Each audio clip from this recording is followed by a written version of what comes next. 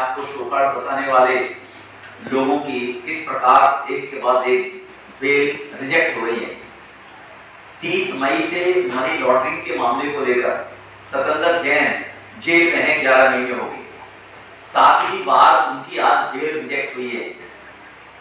Honourable high court ने भी एक टिप्पणी की है कि प्राइमा फेसी आप लोगों के खिलाफ साक्ष्य हैं और आप इन्वॉल्व हैं मनी लॉन्ड्रिंग के मामले में। जो लोग इसलिए राजनीति में आए थे, जिनको सर्टिफिकेट बांटते हैं दिल्ली के मुख्यमंत्री कि कट्टर ईमानदार हैं, वो अब 14 पार्टियां सुप्रीम कोर्ट गई थी हमारे लिए अलग से कानून बने।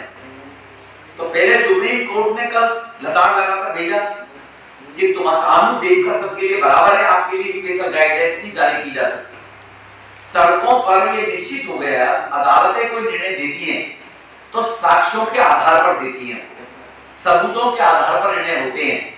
तो कहीं ना कहीं ईडी और सीबीआई ने इनको अगर गिरफ्तार किया तो ये देश के सामने स्पष्ट हो गया कि जो एक कोशिश कर रहे थे बार बार कि केंद्र की सरकार, मोदी सरकार एजेंसियों का दुरुपयोग कर रही है।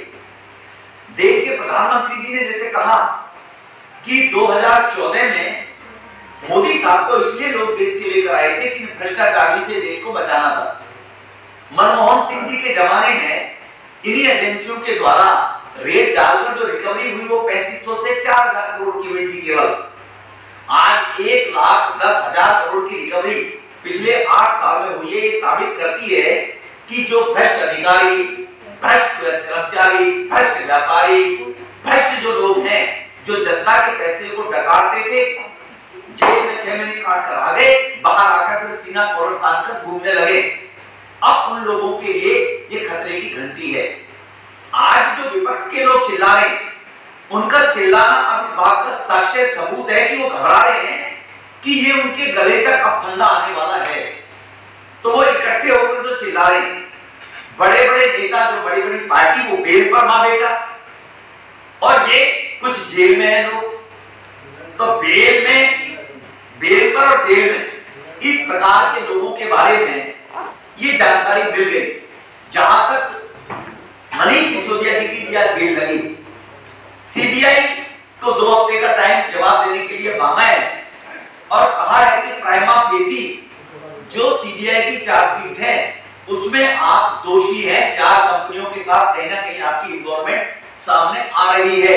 ये टिप्पणी भी कोर्ट ने की है। तो आपके माध्यम से मीडिया को जानकारी रहे कि जो विलाप करते फिर रहे लोग कि हम लोगों को, विपक्ष के लोग जितने भी हैं, उनको जानबूझकर फंसाया जा रहा है।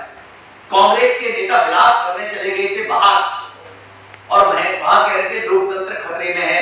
अब लोकतंत्र खतरे में तुम भ्रष्टाचारियों के कारण देश में जो विश्वास उठ रहा था लोगों का, पॉलिटिशियन लोगों से, तुम्हारे कारण था, या आज देश के 125 करोड़ लोगों को लग रहा है कि जो उम्मीद देश के नेताओं से जनता करती है वो कार्य अब हो रहे हैं।